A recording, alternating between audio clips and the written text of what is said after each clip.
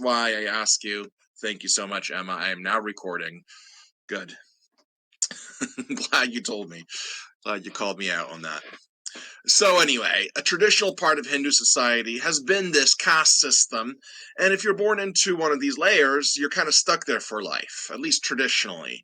And this ties in with the idea of karma, right? It kind of skipped over that a little bit last time. We brought it up a little bit, but the idea of karma is that your actions have consequences, which is kind of obvious. Everyone believes that. But here, those consequences are carried with you to the next lifetime. Right, so you, depending on what kind of karma you have, that's going to determine where, in what station of life you're going to be born into. And so that means, for example, if you find yourself in India and you look around you and you realize I'm the lowest of the low, I am an outcast, then you realize you need to be in that station of life. There's no way to go upwards, and also you deserve it because of something that happened in the past. So if you are born into a very poor family, or if you have leprosy or something like that, something that makes you an outcast from the rest of society, that's a kind of to many people, an unsavory elements of the religious system, right? That karma determines where you are in life. And if you have a really bad life, as it were, or if you have, if you are an untouchable or an outcast, not only do you just have to live with that, you also have to tell yourself that you deserve it. You must have done bad stuff in your past lives. Right. And if you're a Brahmin, then you must have been really great in a past life and you deserve that station. Right, so the idea of karma makes sense, I think, and everyone can relate to it at some level, right?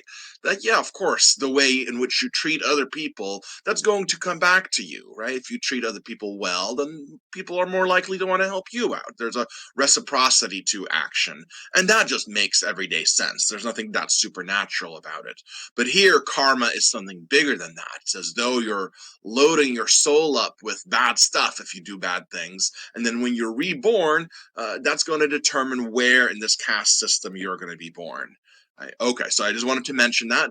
We try to mention a lot of the positive parts of Hinduism, and but at the same time, you might point out certain things that other people have pointed out as at least having something problematic about it, right? It seems a little bit problematic to say, well, you are one of these untouchables, you must deserve it, you must stay there, that's your lot in life, and you deserve that, right? But maybe it's liberating for some people to think that, well, there's some cosmic reason that this is where I am at in life. So anyway, it's something to think about, something we didn't really talk about last time, right? That karma is not simply, well, do good for people and they will treat you well. Karma here means something much more metaphysical, right? Something that carries itself over to your next lifetime. Okay, let me get rid of this annoying flashing thing.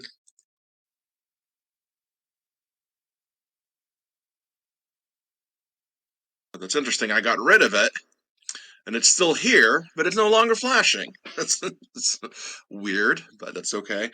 The other thing I wanted to say is about Hinduism before we move on to Buddhism. We've been saying Hinduism like it's a big thing, like it's one big religion. Now, we've made this point about all the religions, that all the religions, you can sort of look at different versions of it. But with Hinduism, it's especially true because Hinduism, in a way, just means Indian religious traditions.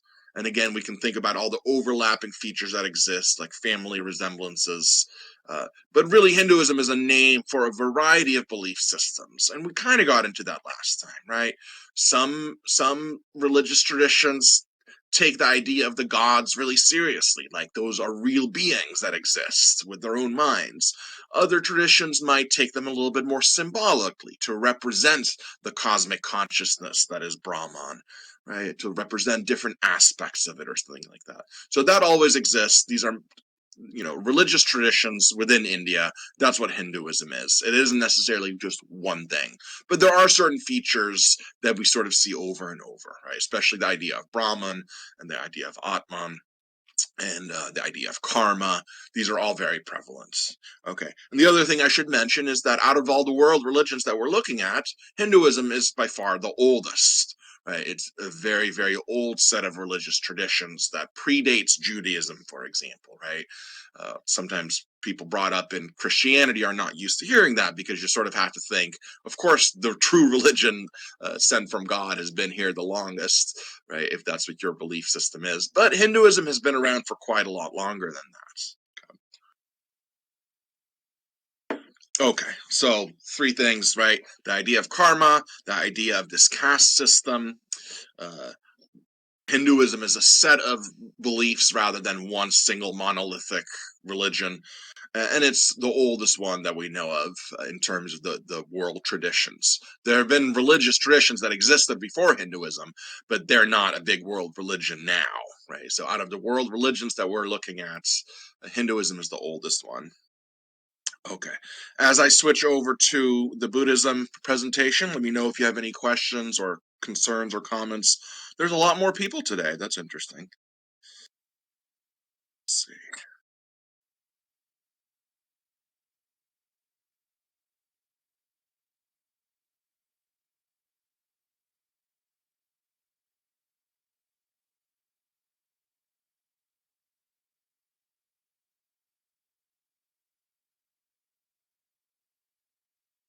Okay. Here we are at Buddhism.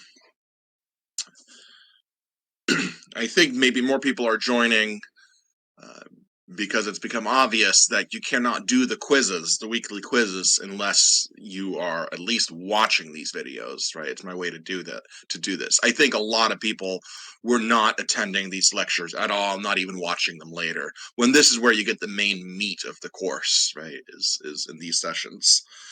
So it's just my little trick to get people to watch them. And I've started uploading everything to YouTube, and I'm sharing the links with you that way, just in the weekly modules, if you've noticed that. Because Canvas is not reliable. The big blue button technology keeps not working for people. They click on it and they get an error message. So even people who have been trying to watch it haven't been able to in many cases.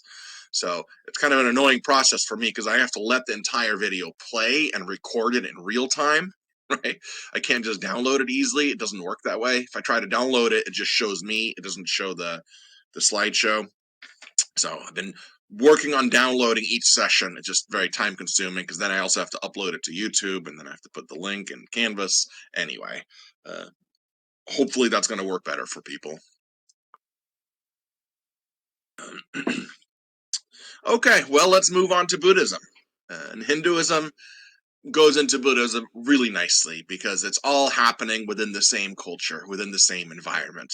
So we can sort of think of Buddhism as a reformation of Hinduism, in the same way that in Europe we had the Protestant Reformation. That was a reaction to Catholicism and to all the dogma that had established itself, and to all the ways in which Catholicism became an inextricable, I can't say the word, you can't, something that you could not take out of the society itself, right? It had become part of politics, part of the way in which society was structured. And the Protestant Reformation in Europe shook that loose and renewed the meaning of Christianity. And Buddhism, in many ways, does the same thing. It tries to get back to the roots of Hinduism, to try to shake loose the firm hold that all the dogmas and religious authority had taken on people. And we could see that just in the caste system, right? That the Brahmins, the priests, were on top.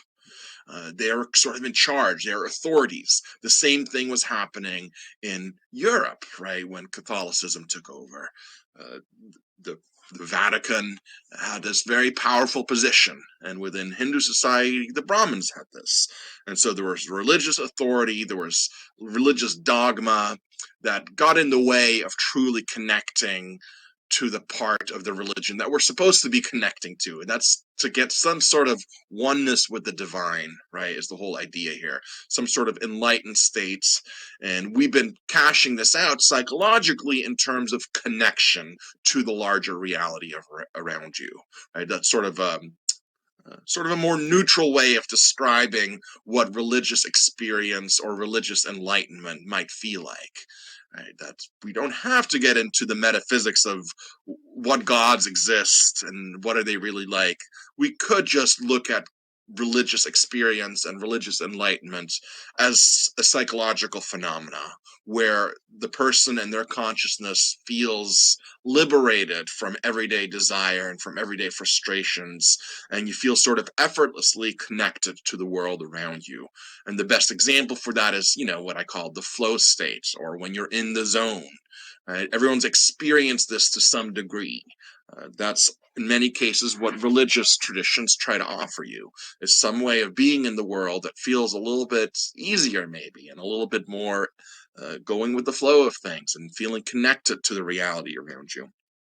Okay. And Buddhism is certainly all about that. And it's all about getting back to those basics that we saw within the core of Hinduism was there. And Buddhism says, let's get back to those basics. So first we'll go into the story of the Buddha. And yeah, this is a story. Did it happen literally? Maybe, maybe not. But that's not really what's important when we're looking at myth, right? When we're looking at mythic narratives, religious narratives that explain the origin of something that's important to the religion or to the people that practice it. That's what we mean by myth, right? Narratives, stories about great people or about gods, supernatural events in many cases. And it's sort of supposed to explain what the religion is about, or something about where the people that practice the religion came from. And this is what we mean by mythology. And from the very beginning of the class, I've tried to say mythology does not mean false story, right? You can be the judge of that for yourself, whether it's true or false, whether it really happened or not. The point of calling something myth is not to say that it's false or true. It's just to say, well, here's a story that has a meaning to it, that has a moral to it. And we're supposed to look into that deep meaning of the story. And if you're not looking at that, then it's sort of a pointless endeavor. When we look at Christianity, we'll see this, that in the pages of the New Testament, Jesus is often described as telling parables, right? Jesus tells parables to people. Little stories that have a meaning to them.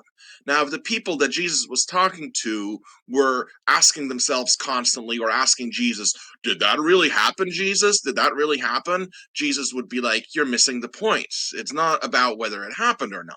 There's a moral to this story that's supposed to teach you something. Okay, so when I say something is mythical, it just means that. It means that this is a story with a point to it. And then you for yourself can then judge, did that really happen?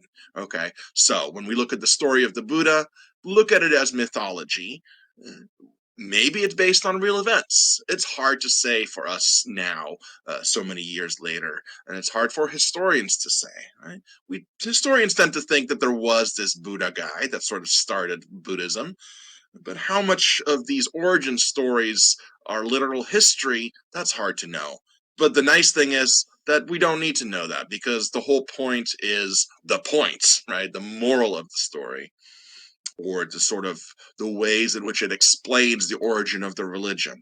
That's the important part here. So tradition dates Buddha to about 563 BCE. So roughly a contemporary of people like Socrates and Plato and Aristotle, these great Greek philosophers that came on the scene in Greece around this time. Okay. There had already been some philosophical traditions before that, but right around the set time of Socrates, some 500 years or so before the rise of Christianity.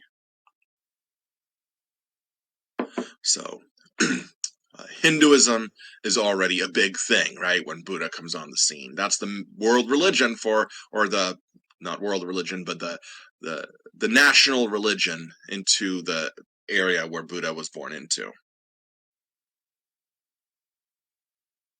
So his real name, supposedly Siddhartha Gautama. Buddha, as he's known, is not a name, it's a title, and it just means something like enlightened one, right? So Buddha, and sometimes Buddhists will speak that way about somebody being a Buddha, right?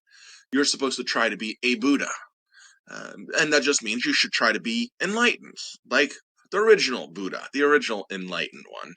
But his real name, again, according to legend, is Siddhartha Gautama.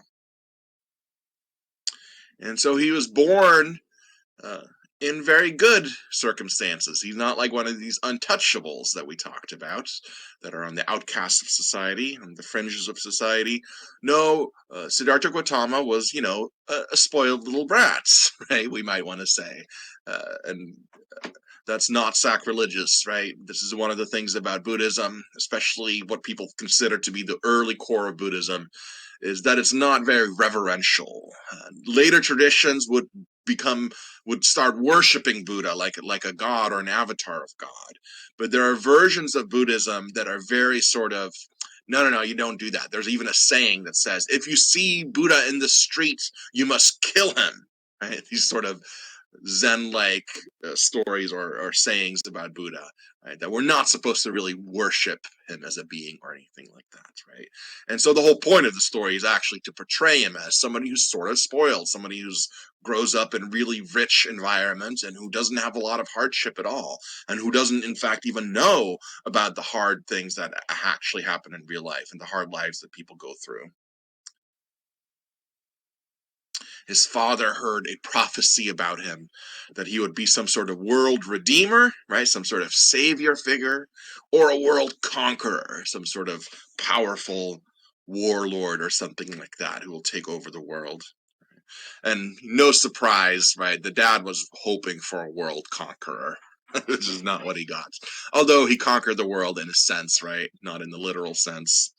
Uh, Notice there's the same elements here about Jesus Christ, right? That for many people, people were awaiting the coming of the new Messiah, right? Jewish people were waiting for a Messiah to liberate them from Roman oppression, from Roman imperialism, rather. From Romans had taken over the whole area, and they were waiting for a Messiah. Traditionally, a Messiah was a king, a conquering king. And then Jesus Christ appears, and within Christian mythology, Jesus Christ is a Messiah, but he's not this kind of conquering king. He didn't liberate them from Roman rule or anything like that, right? He's rather a savior figure. So we have that same element of Messiah, of some sort of prophetic expectation. Where is it going to be a world conqueror or a world savior? Right? We find that in Jesus Christ. We find that in Buddha as well. So very early on, he walked a path of pleasure, as we talked about last time in Hinduism, right? Just a life of hedonism. You can do that when you're a rich kid, right? When you can just live off of daddy's money, right? We know these kinds of spoiled people, right? People who just sort of expect everything that's coming to them. And, the idea of karma can actually feed into that, right? A lot of times people who are born into a wealthy situation think they somehow deserve it, right? Think it's because they're smart or good or something like that they deserve this money that they didn't even work for. And the idea of karma can solidify that, right? The idea is, oh, well, I'm born into this station of life. The tradition of Hinduism says karma is responsible for where I'm born. So I must have been pretty good in my past life to experience all this pleasure now. Now, we don't know if Buddha was thinking all this, but this is something that it sort of makes sense here. We're setting the stage here for somebody who's sort of spoiled, doesn't really know about the real world for most people, unaware of the extent of human suffering that really exists. He lived this sheltered life. He was kept within the property of the palace, right? So he wasn't going out into the world and seeing anything. And the parents made sure that little Siddhartha, little Sid, right, didn't have anything bad happen to him. Only was just given the best life possible, and wasn't even aware of people suffering, right? Those things were always kept out of sight. But as the story goes, Buddha, Siddhartha still said, went out of the property. Right? He escaped and went out into the world and saw what the world was really like. And he realized that not everybody had this sheltered life. And there were things that were disconcerting about the nature of reality that he had never really considered before, like old age, right? He'd been sheltered from the idea of old age. Especially when you're young, you think you live forever, right? And if you do ever see old people, you think they're just another kind of person. You don't realize they're on a continuum with this younger version of themselves, and you are on a continuum with this older version of yourself. When you're very young, you can maybe not realize that you are going to lose your youthful vigor. You're going to lose the way you look, right? You're going to change into something else that's unrecognizable to your past self. And Buddha, according to the story, hadn't even confronted old age, didn't even realize this was a thing, right? That people don't just stay where they're at, that in their youthfulness, people grow old, people grow decrepit, your bones start to hurt, right? This is old age, but even in your 40s, that starts to happen. You can just sleep wrong and have a bad back for days, right? It happens as you get older. Disease, right? That's part of it too.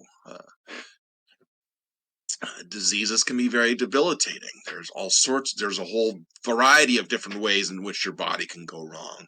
You might even think of something like, wearing glasses. Without my glasses, I can't see anything. It would be terrible if I was born in this time. Right? I just wouldn't see people's faces well. I'd get lost all the time. It'd be hard to read. I'd be very dysfunctional if I lived around this time before there was eyewear, before there was ways that we can correct for bad vision. I am very, very blind without glasses. That's just one example, but there's way more debilitating diseases than that, right? If you even want to call that disease. There's diseases that cause chronic pain. Many people live with chronic pain every day. It's very difficult. And some people just have to find a way to have a meaningful life, even though they're in pain all the time. And they might just wish for that pain to go away, but it will not, and they still have to live life. And that's hard, right? And there's many, many different examples of this. But little Sid had no idea that this was a thing, that people can suffer like this.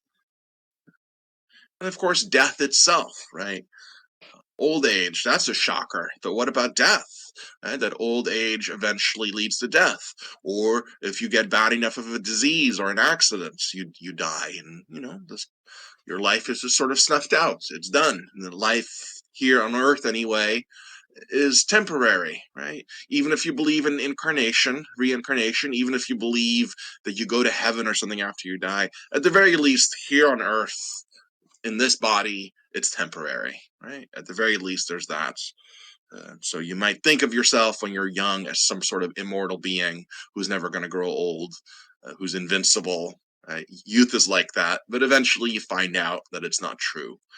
And notice, by the way, that Buddha's journey here mirrors every human's journey, right? Every human journey is like that. When you're a child, you sort of have this childish vision of everything. And as you get older, you start to realize that life is actually pretty complicated, and there's a lot of things that you think about more that you didn't think about when you're a child, right? The older you get, the more you think about your mortality.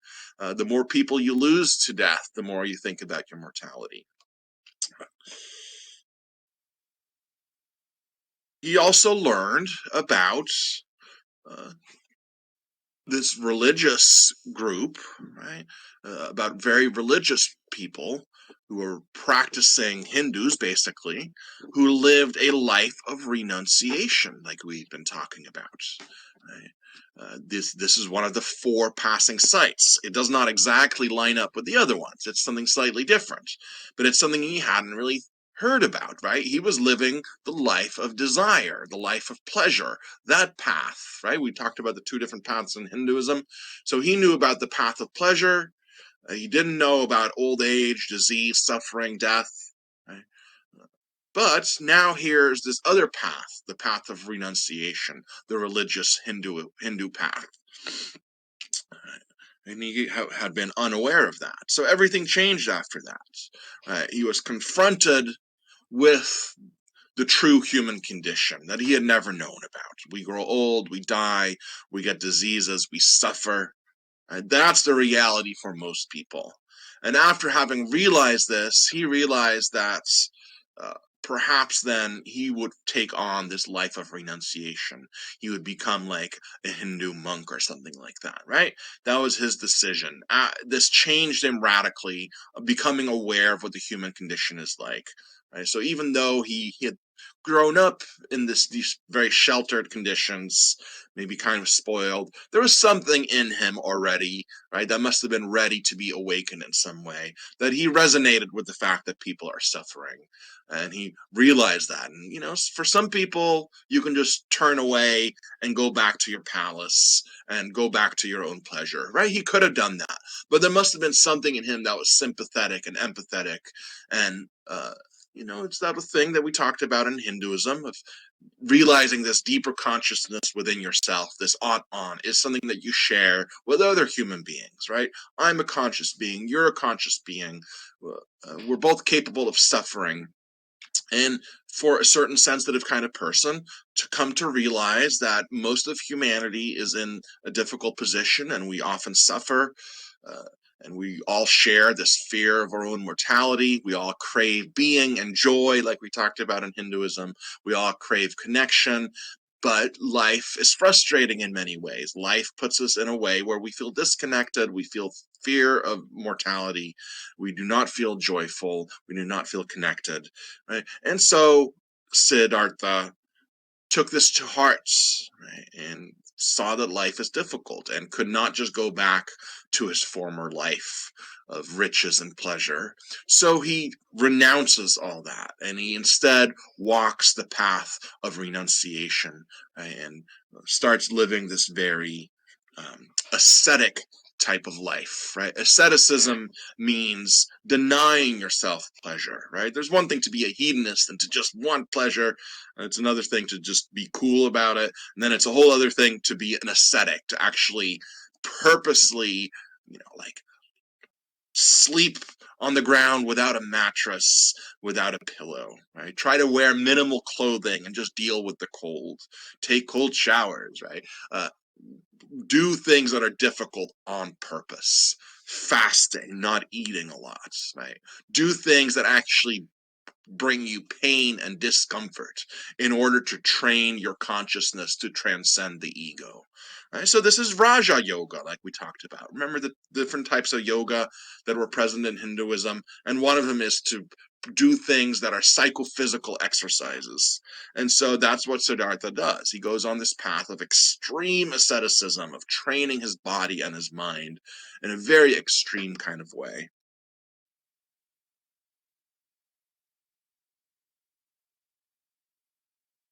Now, this doesn't quite work for him.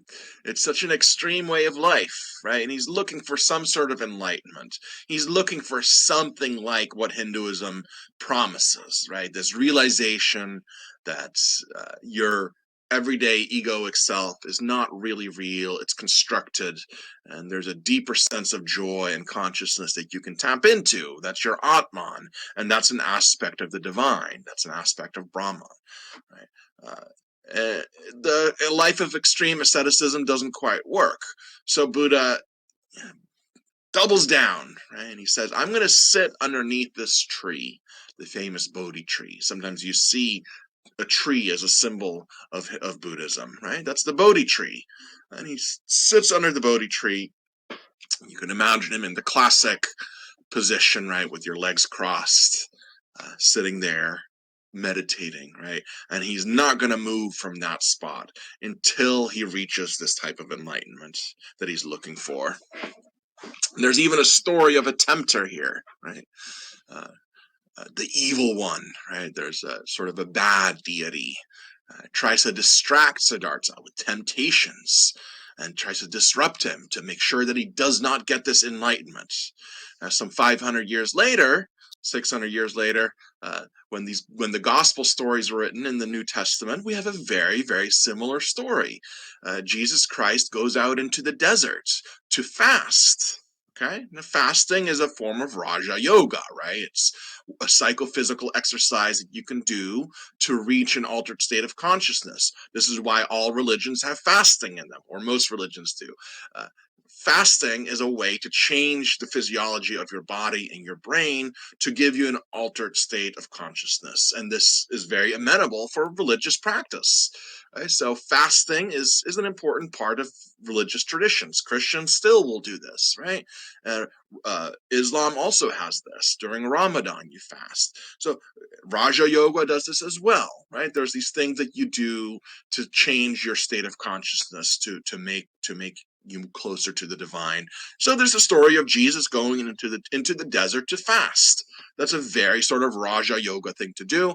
And who comes along? Well, within Christian and Judaism, it's Satan, right? Satan comes along to try to tempt Jesus. It's a very famous story. Just read the New Testament, you'll see this.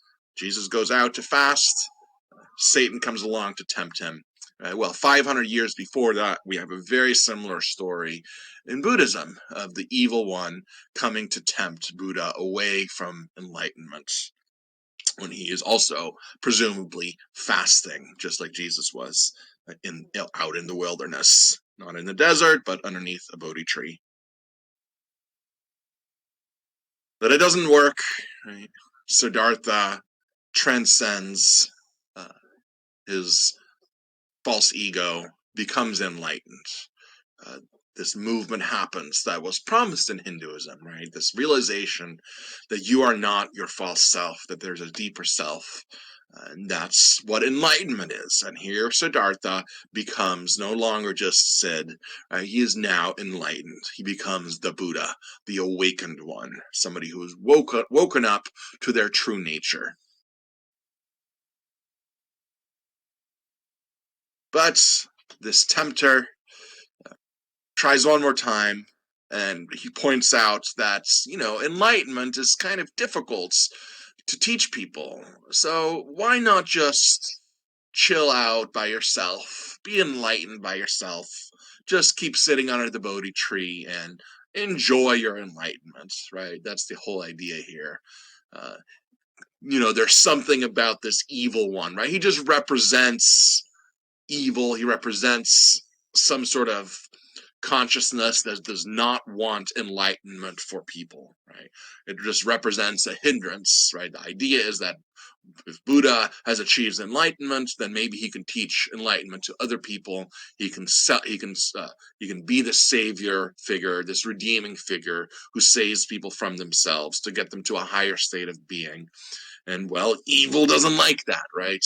Evil wants evil. It does not want people to be enlightened. So here we have a representation of evil that is trying to prevent Buddha from doing this, trying to prevent Buddha from becoming a world redeemer. And he's tempting him away from that by suggesting people are not going to understand you, Buddha, and people are not going to understand what you're talking about.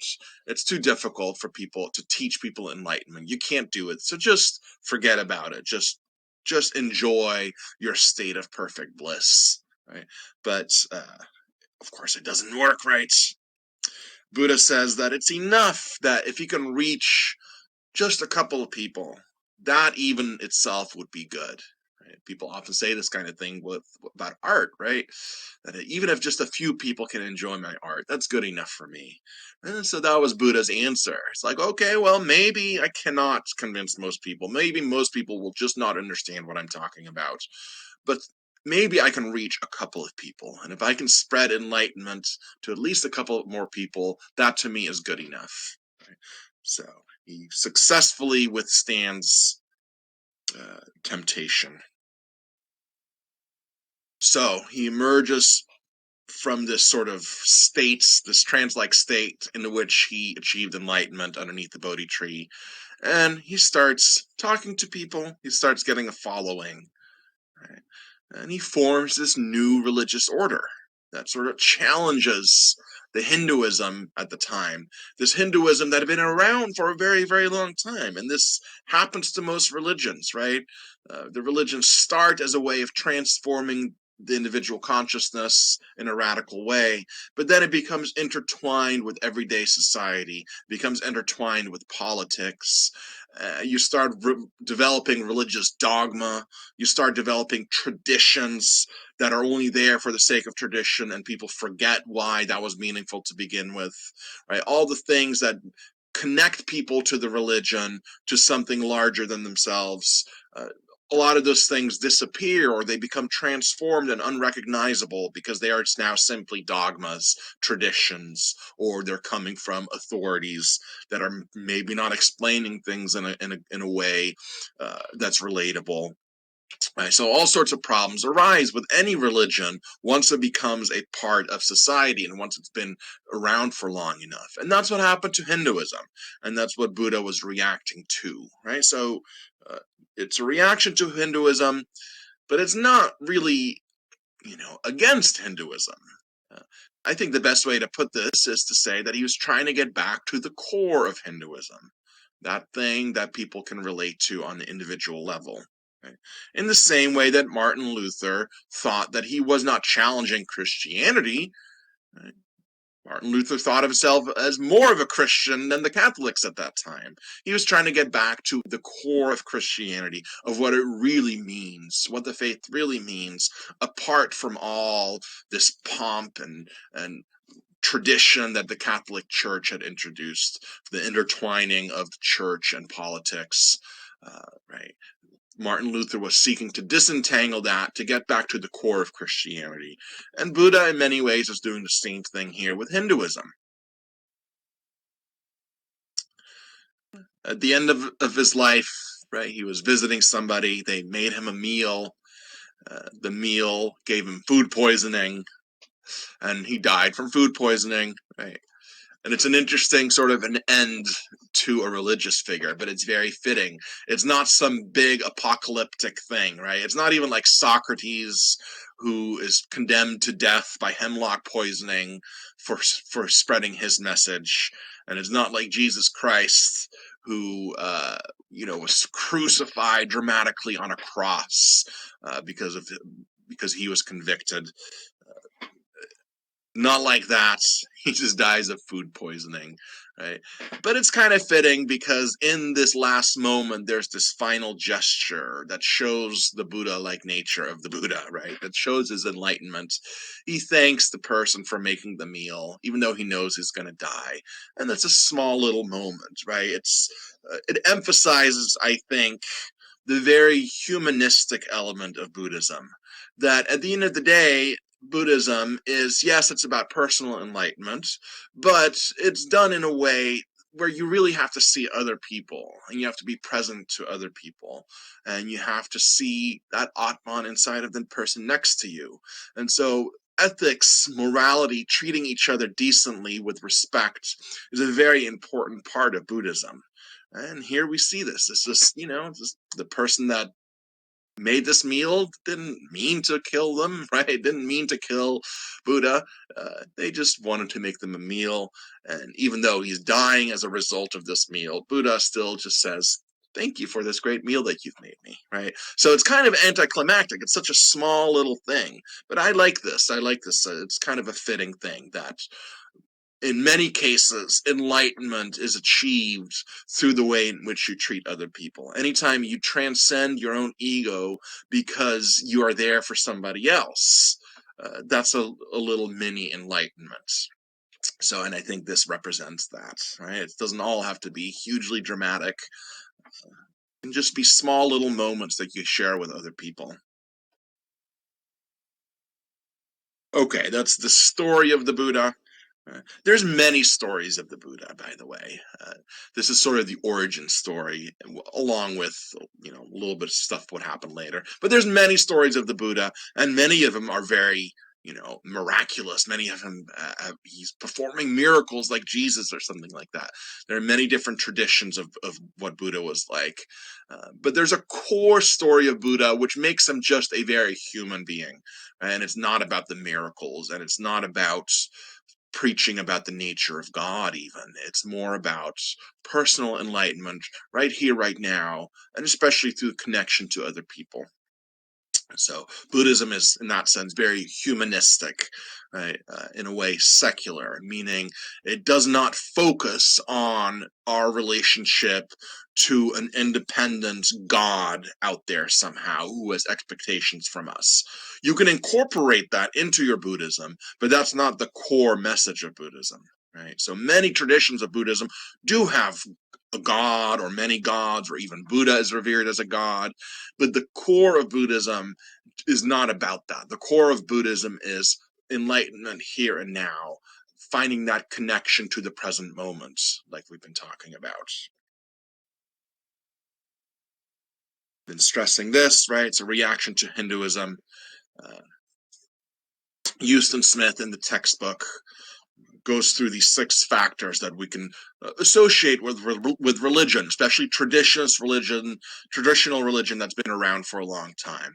We can associate these sort of factors with religion, and I think these are all pretty recognizable, not just Eastern religion, but Western as well. There's the idea of authority. Authority. We'll break each one of these down, so I'm just going to list them and then we'll talk about each of them. Okay. Authority, yes, that makes sense. Right. Ritual, speculation, right? Metaphysical speculation is what we mean here. Okay, I'm going to not explain it yet until I explain each of them. Tradition, the idea of grace, and the idea of mystery. Okay, we'll break each one of these down. But Buddha saw issues with each of these in Hindu traditions at the time. What was the Hindu tradition like at that time? Well, here's how a quote from the textbook, right? Onto this religious scene, meaning Hinduism at the time that Buddha was around, right? That's the religious scene.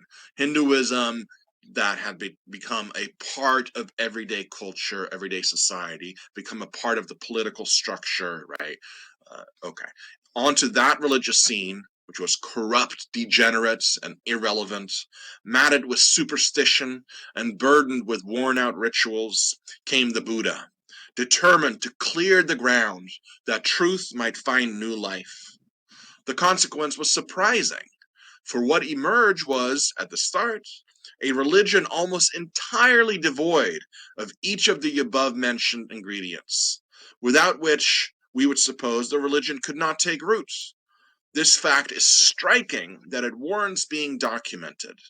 Okay, so what this is saying is that the core of Buddhism, when it first arose, and again, later on, all sorts of traditions grew up around Buddhism, but at first, at least, it looks like here's a brand new type of religion that does not require anything specific out of those six factors that we looked at. When we think of traditional religions require each 6 of these, Buddhism does not.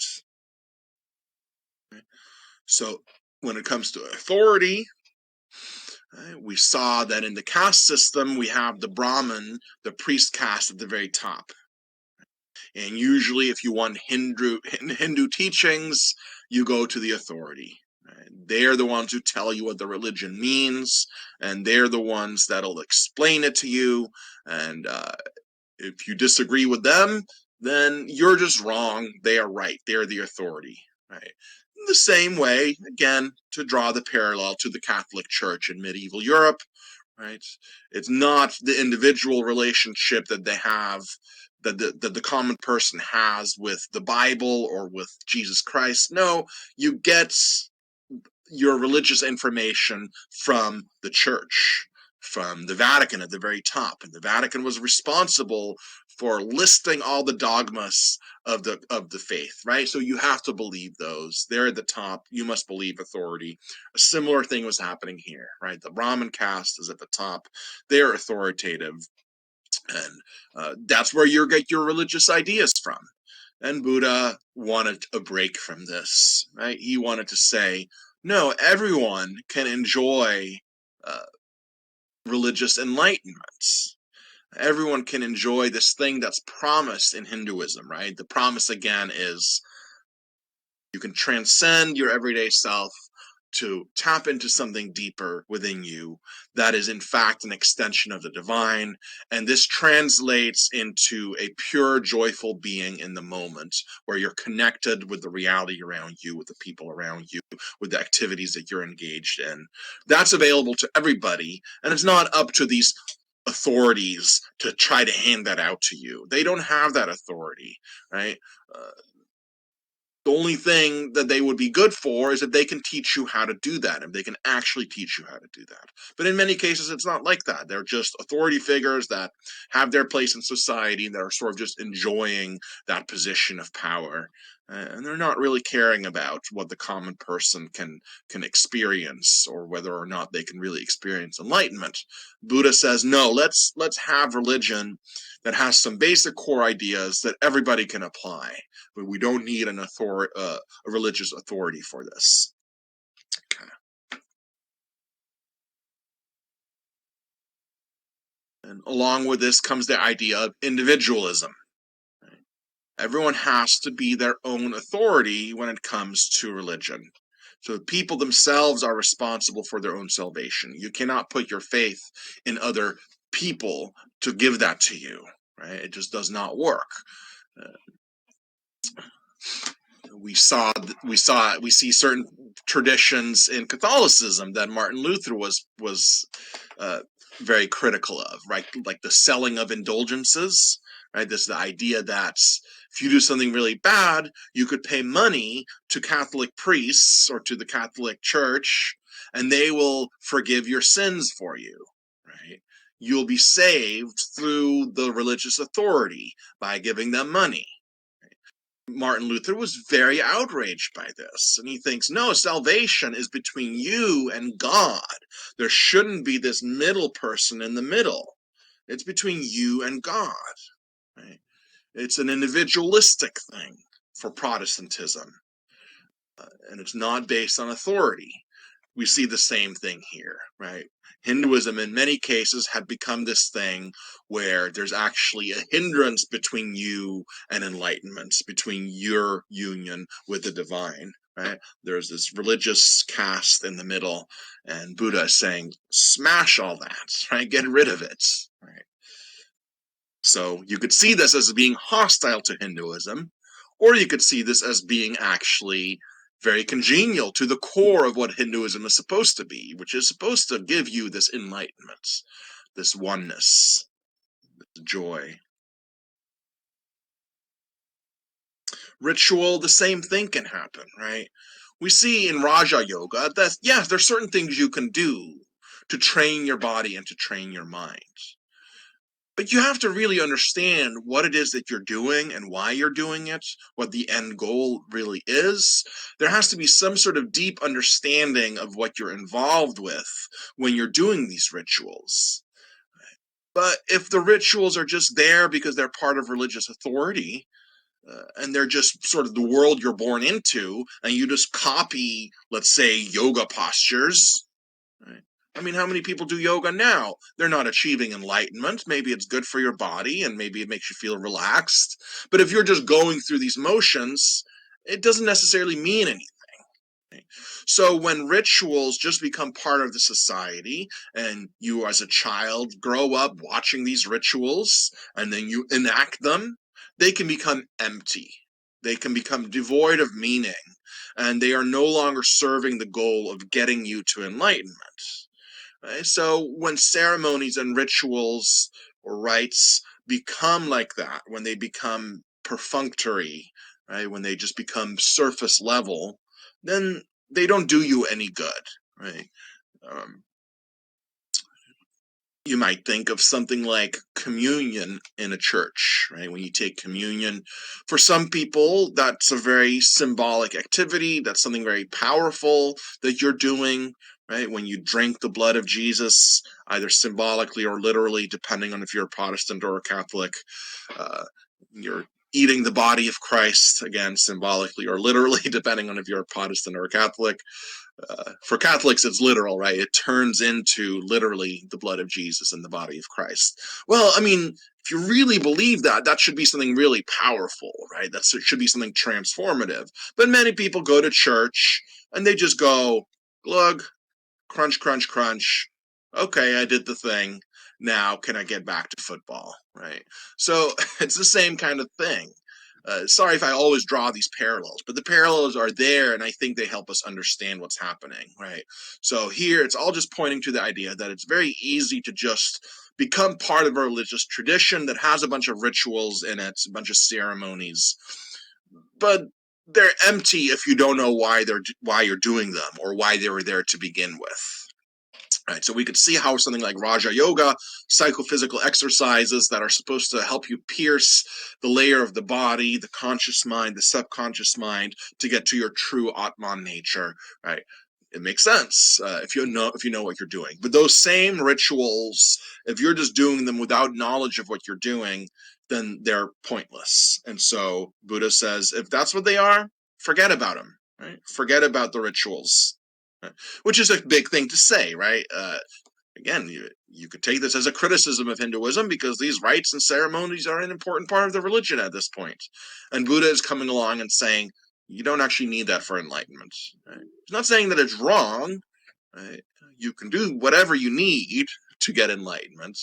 But if you're doing it in this perfunctory, sort of empty way, it's pointless. You might as well give it up, do something else. Speculation, right? This is often a part of different religious traditions, and it's something that I always think is very interesting when we compare different religions, because different religions say different things about the nature of reality, right? The nature of the reality that transcends our everyday experience anyway, right? How many gods are there? If there's one God, are there different aspects of God that we can talk about? What do the gods want from us? Right? How should we properly worship the god or the gods? What do we do to get a good afterlife because we fear death? And that has to do something with the relationship between you and the divine, because in many cases, you have to do the right kind of thing to have a good afterlife.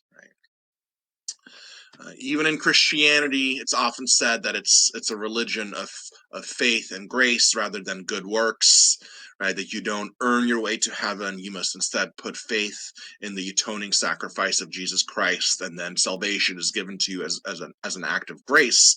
But even there, you have to believe in that system, right? There is a prerequisite. You have to believe that that's truly the way in which reality works. That, yes, it's only through Jesus that I can get salvation, and so I must put my faith in Jesus. That's still a type of thing you have to do. You have to get your mind there. And that involves a belief about the ultimate nature of reality that transcends our everyday experience. So different religions paint reality in different ways, and in many ways incompatible, right? I'm going off on a little bit of a tangent here, but people often have this impulse to want to say, and I understand why, that all the religions are kind of cool, and I don't want to say that any of them is wrong, but this is my religion that I believe in. Well, that's kind of a little bit nonsensical.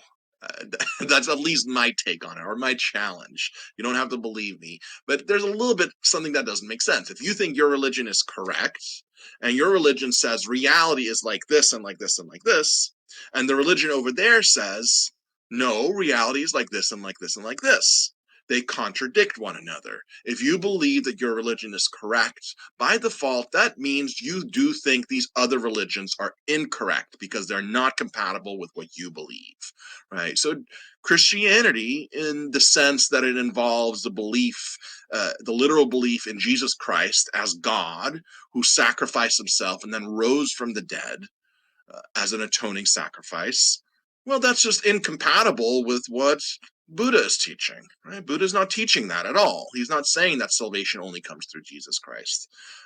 So you could recognize good things in all religions, but when you look at what makes the religion the specific religion that it is, they're going to be incompatible things, okay? So Buddha here is at least trying to avoid some of that. He's trying to say, let's not worry about the nature of the gods. Let's not worry about the afterlife. Okay, that's just all speculation. Right? It doesn't actually solve our problem here and now. So this is where we get the parable of the arrow. And that, it's the human condition, as we'll see, is suffering. That's going to be one of the noble truths, right? The human condition is one of suffering. We're trying to escape suffering. Imagine that you get shot by an arrow and it hurts and it's killing you. You need to do something about this arrow, right? That's the human condition. We're hurting. We need salvation right now. So you have an arrow that's stuck in you. What are you going to do? Are you going to speculate about where the arrow came from? Who made the arrow? What kind of bow was used to shoot the arrow? No, you need to know how to get that arrow out safely so you can stop suffering, that you can be saved from this wound, from this pain. Right? So the parable here is saying that when you speculate about the nature of things that are outside of the here and now, you're doing something that's pointless. What you need is salvation here, now. You need enlightenment here, now. All this thinking about what is stuff really like out there? Are there gods? Is there an afterlife? Well, you don't know any of that stuff. You're a finite human being. What do you think? You think you're all-knowing? No, you're not. You're just speculating on the nature of reality. You can do that if you want, but that thinking actually gets in the way. It gets in the way of enlightenment. Right? Because, as we'll see, enlightenment is all about connection to the here and now for Buddha. Right? It's mindfulness is ultimately the goal. And thinking, speculating about these supernatural realms that we don't really know anything about is kind of pointless. It doesn't get you what you need. What you need is something in the here and now. And that's, in fact, getting rid of all this speculative thinking. Right? This is paradoxical for some people, right? Because you expect a religion to give you this grand, big narrative, and most of the religions do that. It tells you that there's more to life than this, right? People sometimes say, is there more to life than this? They're yearning for something. There's a certain emptiness within them, or a certain set of expectations, and they think, no, there must be a cosmic mind that's in charge of everything, and life is like a big video game where I have to figure out what the point is that's given to me by this higher being, and if I play the game right, then I will get to enjoy a blissful eternity after my body dies. Right? Well, that's all speculative. You don't actually know any of that, right? This is why any religious tradition is going to take faith. And here Buddha is saying, you don't actually need that for salvation. Right? You don't need to speculate about things that you don't know about. It's better just to focus on this world right here. Right? So in that sense, Buddha is saying, is this all there is? Well, yeah, that's for human beings. This is your world. This is your life. Welcome to it. Now live it to the best of your capacity. Feel as much connection as you can to the here and now, because this is your life. There's not some other world out there that you need to worry about. Everything is right here.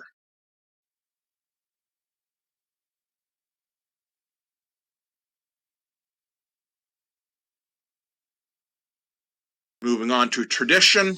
Right? Tradition, it's the same kind of trap. In fact, with rituals are often intertwined with tradition. When you have a tradition that's there simply because it's tradition, this can be an impediment to enlightenment. Right? When the religious authority are saying, you must do this because this is how we've always done it. This is part of our tradition. This is part of our faith. You must not question it, just do it because this is part of our tradition. And Buddha was comfortable saying, nope, forget about it, right?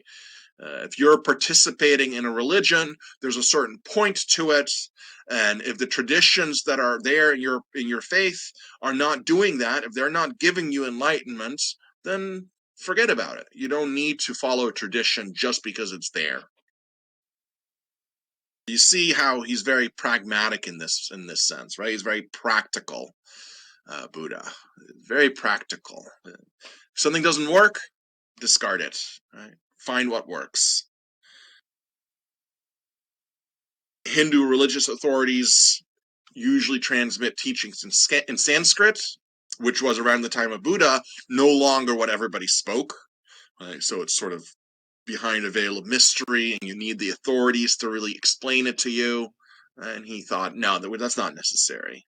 I can teach you in the common tongue, the way that people normally talk. Okay.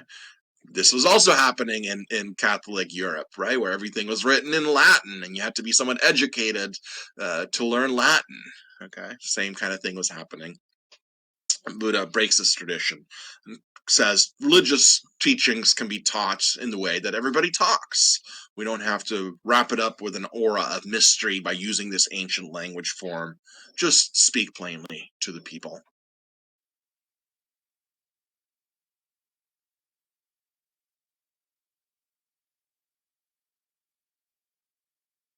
Grace. The idea of grace can be thought of in different ways, right? But it's some sort of idea of salvation from something, right? From some part of the human condition.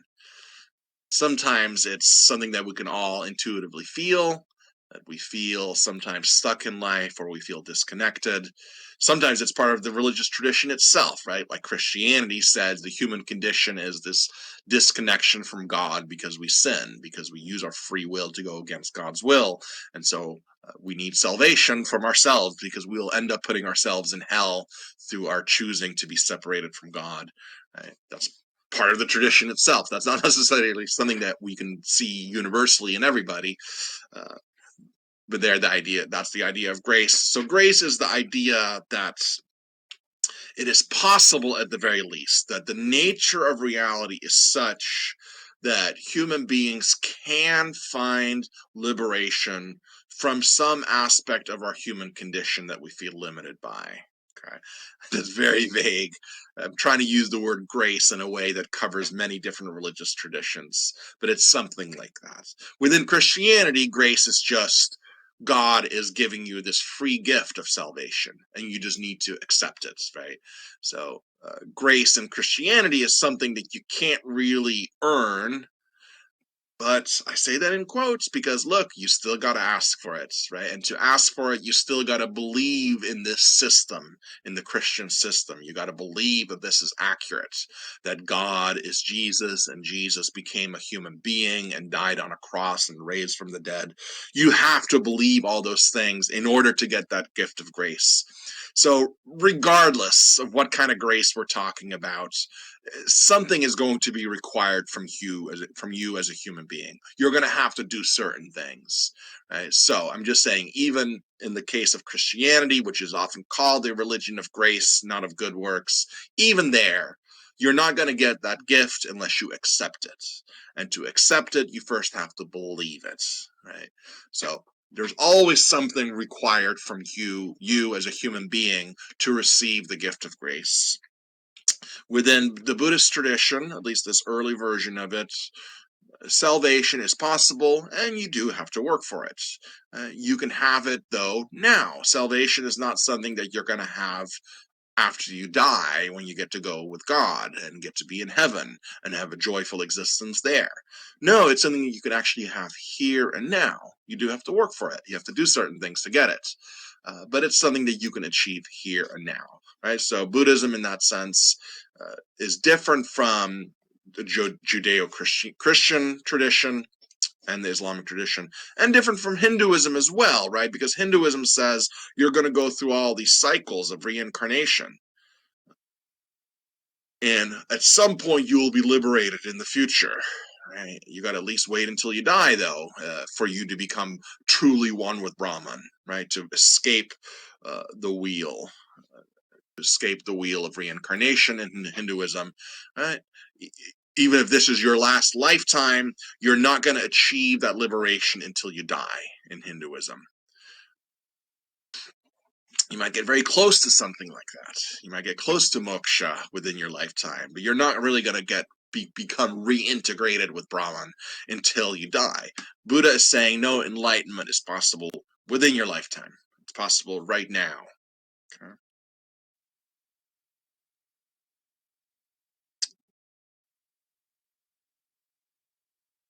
Mystery goes along in some ways with speculation, But mystery has to do here, the way in which Houston Smith is talking about it, has to do with the supernatural. Things like miracles. Religious traditions often have stories of the miraculous involved with them. And a lot of people believe in their religion because they think that they have witnessed miracles, supernatural events, answered prayers, walking on water, things like that. And many religious traditions, most of them have these kinds of stories. Later on, Buddhism will develop these kinds of stories. Buddhism will have stories about Buddha performing miracles, right?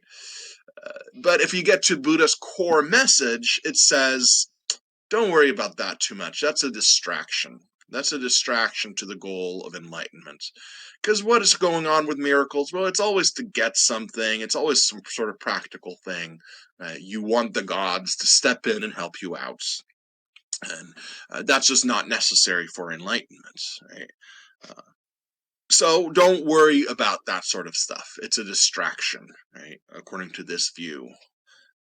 But it is interesting that later Buddhist traditions, stories about Buddha, do have these stories about supernatural events. Okay.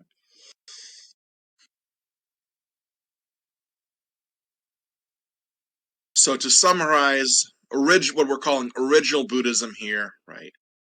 Buddhism, like every other religion, grows into different traditions, incorporates other things later on. So later on, it became different from what this core Buddhism was. But early on, it was empirical. That means it's based on information that you can get about the here and now through your senses. Right?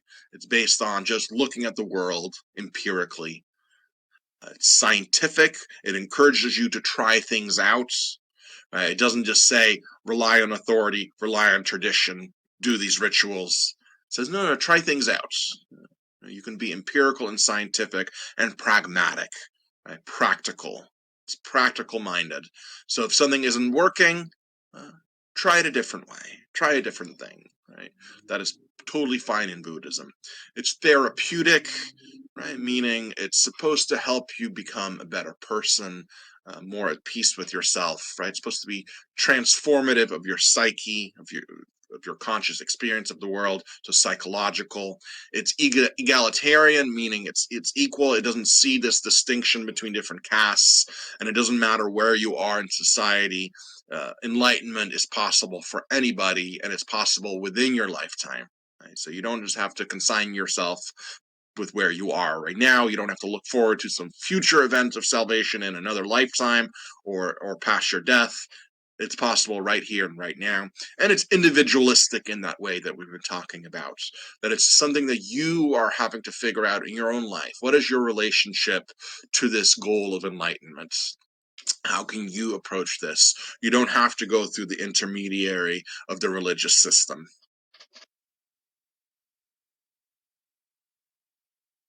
Okay.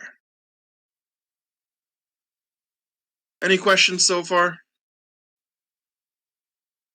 So we've just been looking at the origin story of the Buddha, and then we've been looking at the way in which it reacts to Hinduism. We haven't really gotten to the core teachings of Buddhism, right? We haven't quite gotten there yet. Although you've gotten hints at what it's all about, and it is very close to the goal of reaching Atman, to realize that it's an aspect of Brahman, and that psychologically that means a kind of oneness with it, with reality, that is sort of a joyful, free existence. Okay. At least from the psychological part of it, that's what that's supposed to be, right? And so here, that core goal of Hinduism is still there. Let's just get into a little bit of this. I keep going late. Let me just go early today. So actually, in fact, you know what? This is actually right around halfway, and we only have about 5 minutes left. And I often go late. So why don't we change that up and we'll go early? Oh, the quiz code for this uh, week. The quiz will go up on Thursday, and it'll be up for a week. I'm going to give you the quiz code 2 numbers at a time, so that you are forced to watch the lectures. So it's going to be a 4-digit code for the quiz. Okay, the quiz is going to go up on Thursday, the quiz on Buddhism. A 4-digit code. The first two numbers are 2, 1. The first two numbers of the 4-digit quiz code are 2, 1. And I'll give you the other ones on Thursday. Okay, thanks everybody. I'll stick around for a second if you have questions or comments. Thanks, Alicia. I have one. I have known some of these things throughout my life, gleaned, but seeing it all laid out like this, the parallel between Catholicism and Christianity and Hinduism and Buddhism is very cool. It is, right? Something to see like that. Yeah. Thanks. Okay, good. I'm glad. I mean, because I keep going over these parallels, and sometimes I wonder if people get tired of it. But to me, it's just interesting in itself, and it helps explain what's going on. So I'm glad you appreciate it. That's good. Okay, good. Well, I'll keep bringing them up then when I can. All right.